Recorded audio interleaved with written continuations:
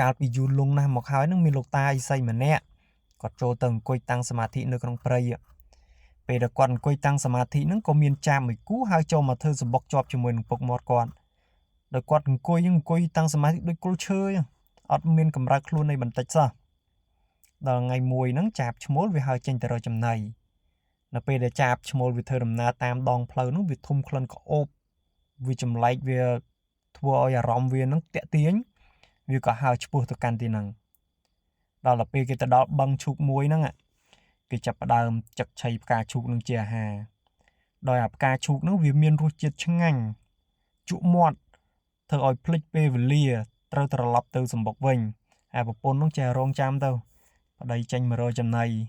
ដល់នេះជក់មាត់វាចេះតែចឹករហូតទល់ល្ងាចដល់ទៅពេលល្ងាចផ្កាឈូកវាចាប់បើមក្តោបដល់ក្តោបជាប់ចាប់ជាប់មានតាណារួចនៅនឹង